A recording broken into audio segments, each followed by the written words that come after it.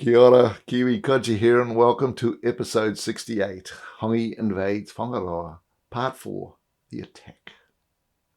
In part 3, we left Hongi's forces assembling on the track that leads from their Waihapa Taupuni, or depot, up to Taratara.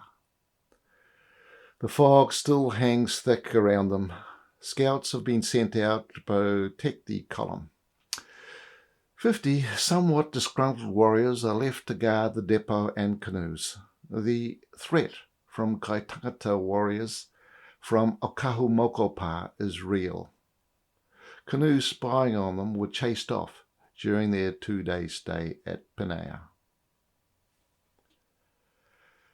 The column begins its 1.5 kilometre journey from the staging area for the final assault. Its pace dependent on the speed of the cannon sleds. Halfway there, the fog thins and they exit into the warm glow of a beautiful day. The cool air in the forest warms as they journey on. The slope increases, the effort increases, the excitement increases. From time to time, they pass through cleared areas and get a good look at Taratara and the crowded eastern side where everyone watches their progress. There'll be no more surprise attacks today. The coming battle will be methodical, frontal, and brutal. The staging area is reached. It's ideal. The tail of the column finally enters the area. It's only taken 3 hours. Hongi is well pleased. Hongi summons the gun captains and explains his plans. They agree his reputation is well deserved. They modify their battle plan and equipment accordingly. Tāreha's men will provide the muscle to get the cannons in place, plus covering fire. Ururoa's men will be the storming party. From Taratara, abuse and insults rain down on them. Occasional muskets are fired, the balls falling randomly around them. Hongi's men just ignore them. Heads on spears are run up and down the outline of Taratara. Te Hau counts them. As expected, there's 15.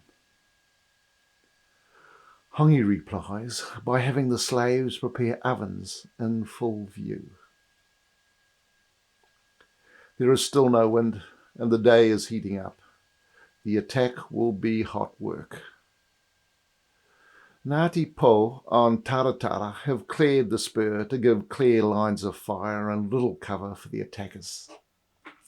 Small access paths are walled, access ropes and ladders withdrawn. The only access now, the spur. Hongi and his chiefs go to an area to observe the spur.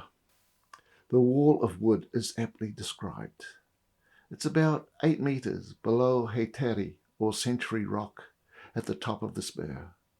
Its height about 3 metres. The thick squared trunks encircle the spur. It's formidable, but not that long.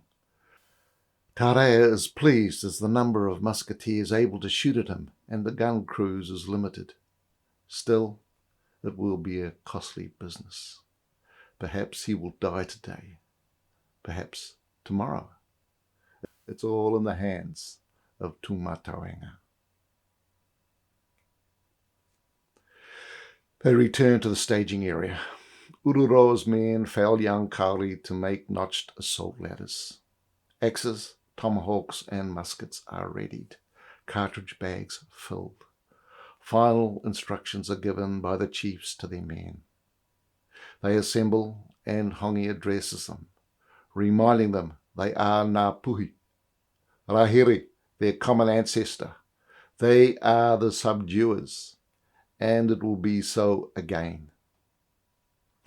Ururoa steps forth and begins the preamble for the Haka, directing his words at those observing from above. As one, the chant and the Haka begins. The ground vibrates and the eyes roll. It's what a warrior lives for. From the eastern edge of Taratara, a chief steps forward and speaks to his people, mocking the words of Hongi and reminding them that they are Ngati Po and they bend no knee to no man. Their haka is just as impressive. It's almost 3 o'clock as Ngā Puhi leave the camp for the base of the spur 400 metres away. It's steeper. They can expect musket fire near the end. Ngati Po observe the column move out. They see the scouts, the imposing figure of Tāreha, his men, the cannons, crew and supports, Hongi in his red battle regalia, his musket slaves, then the others. Ururoa's men take positions in the valley on the eastern side of the spur. They will provide fire at the horizontal ridge leading from the plateau to the top of the spur, Ngati Po's supply line for the defenders at the wall. It's way out of accurate musket range, especially as it's so far above them. But their many muskets should have some effect, even if it's just the noise and smoke. They reach the base of the spur. There is another pause. Ngati Po are waiting. Their musketeers in place on the wall, large rocks, stabbing spears and tomahawks at the ready. Those supporting the turret the wall stationed on the island behind Heteri Rock. Stores of rocks, spears, powder and shot at the ready. The putatara sounds. It begins. Tāreha leads his men up the spur. The young toa overtake their aging chief. 30 metres from the wall, Ngati Po fire. Everyone hits the ground, some not to rise again. More stagger past them, firing as they go. Tāreha has men in place to provide some covering for those coming up behind. Bodies are pushed out of the way, the blood slippery on the clay. Behind the wall, Ngati Po pass their spent guns down, get loaded ones and fire. Their initial barrage has been deadly, but as more men come up, the increasing covering fire means there's little time to aim. 4 Ngati Po have already been carried away from the wall. For Ngā Puhi, reloading means coming half upright to pour the powder down, exposing themselves to fire from the wall. From behind the wall, large rocks are passed up and pushed over. They thud on landing, then pick up speed. These are done in waves so that the attackers have trouble avoiding them. Most veer left or right after a certain distance. Unlucky Ngā Puhi warriors cry out in pain with broken limbs. Ururoa's musketeers on the eastern side have little effect except to force the reserves to keep their heads down. The acrid smoke from many muskets swirls around the action. Through the smoke, Hongi sees Tāreha calling up the cannons. His men are ready. They pick up the ropes and take the strain. The ancient chant used for dragging canoes is led by the cannon captains and responded to by the men. The sleds lurch up the slopes, in step with the men, in step with the chant. Tāreha sends men to hammer stakes in for the cannons. Those dragging the cannons take casualties. Men rush to replace them. The cannons arrive at the stakes, and block and tackle set. Chucks wedged in, and the cannons bedded. Rocks and shots come from the wall. The cover fire is effective. They are in position and roped up. The crews load the guns. The captains aim. As if by some command, the battlefield goes quiet. The captains look back to Hongi. Those behind the wall squint through the smoke into the bizarre silence. Hongi raises his musket and fires. The cannons spark the pan. Then boom! The cannons blast their rocks at the wall. It shudders. The billowing smoke races forward, then embraces the wall. Shots, rocks, and the chaos of battle resumes. The crew load and fire. They get into their routine that's interrupted by rocks smashing into them or a crew member falling. Hongi moves up to the cannons, his musket slaves behind. From the southeastern flat on Taratara, spectators gather to get a better view. They see men being carried to the rear, back to where the reserves are. The reserves on the island are reloading muskets and handing them forward. When a man comes back, another goes forward. Women and children help the wounded along the ridge back to the whares, the firing from Ururoa's men making them stoop. Along the ridge, men and boys carry supplies of rocks forward. Women bring water for the men. It's hot work on a hot day.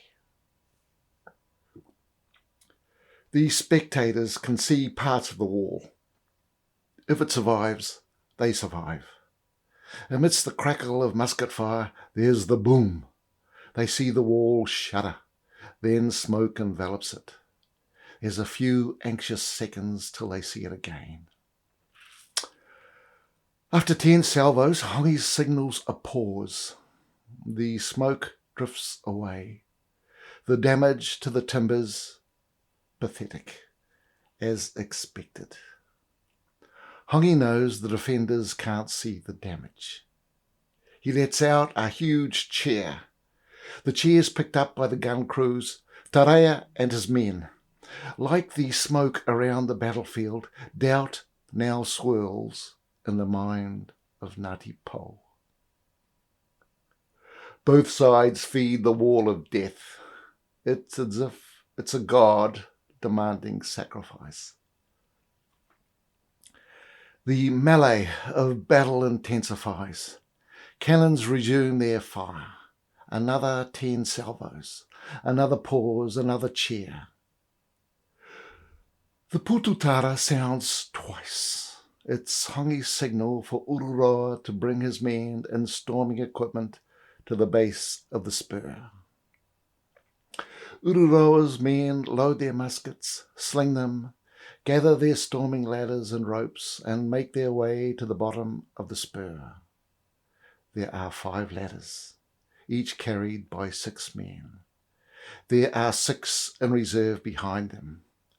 This slope will test the fittest. Behind them, the storming toa, who will be first up the ladders. The carriers will brace the ladders against the wall. They tighten their musket sling, tighten the tomahawks in their belts, and await the signal to go. The chiefs around Heiteri Rock now believe the wall is in trouble, but it's still holding. Mothers amongst the spectators think differently and drag their children away. They are less sure. The first out has the best chance. The cannons are now loaded with the lead cylinders.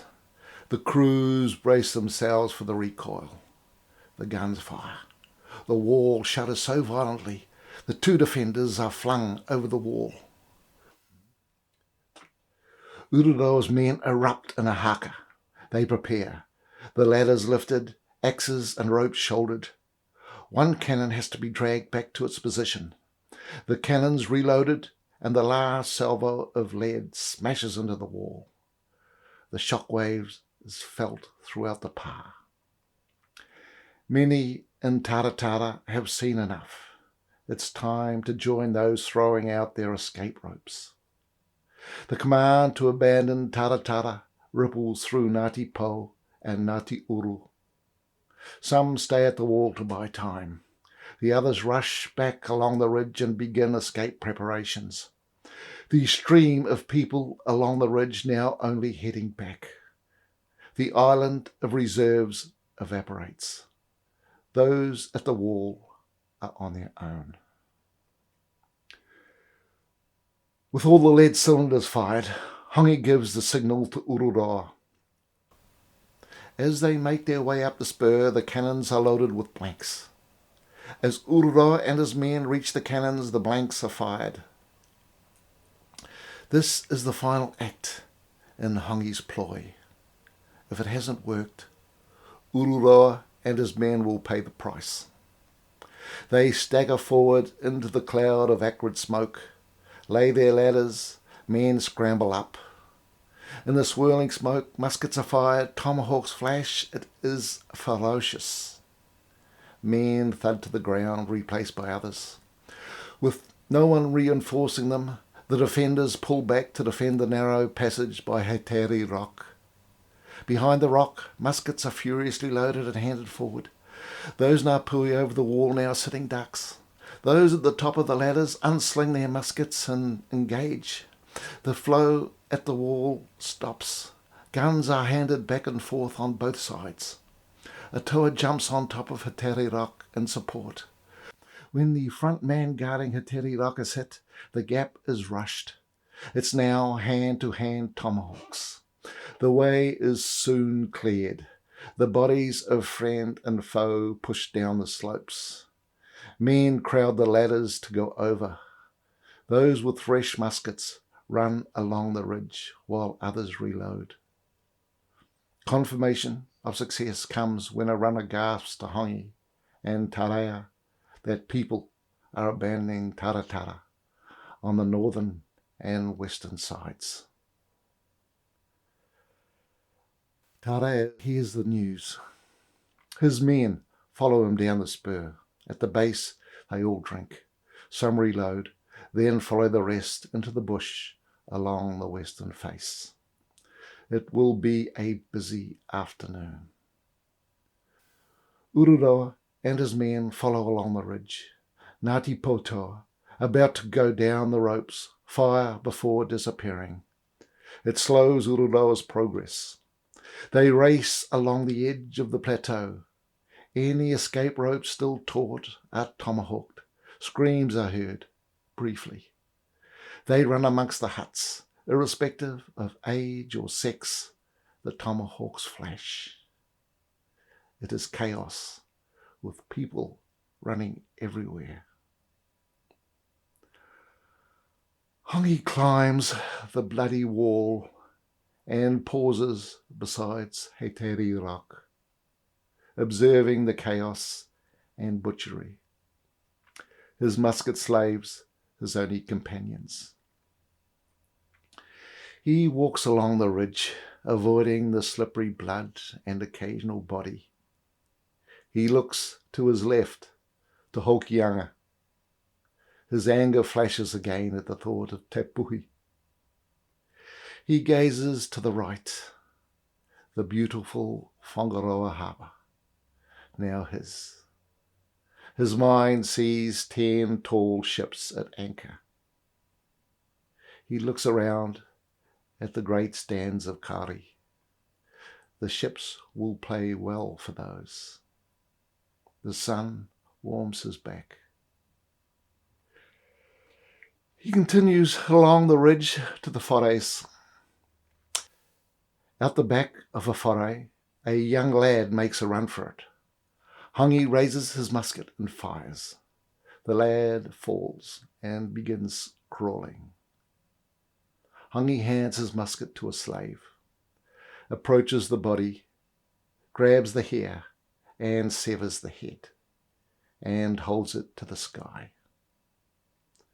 This life, this head, this blood is for Tu, God of war.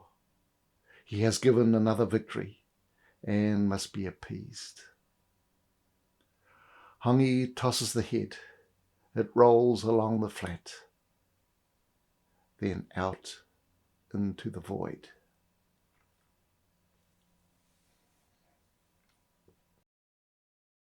Okay, folks, that's where we'll leave part 4. I think we all need a bit of a breather after this one. Now, what of the historic record? This is the first time that cannons are used in the musket wars, and it's appropriate that it's Hongi, the great military innovator. In Trevor Bentley's book, Tribal Guns and Tribal Gunners, he talks of the war, the use of cannons taken from Ururoa, and their ineffectiveness against the wall. There seems no good logic for Ngati Po and Ngati Uru abandoning Taratara. My take on this is Hongi knew all of this, but used them as a prop in his grand bluff. It's interesting, but I was trying to find the names of the Ngati Po and Ngati Uru chiefs involved in the events of Taratara, but couldn't find any. I am sure they are known to their iwi, but as usual, it's the victors that write the history. As usual, I have stuck to what the historic record has handed down, but the details and micro-details are from my imagination. Man, I've enjoyed doing this episode so much that I think I'll give myself a like.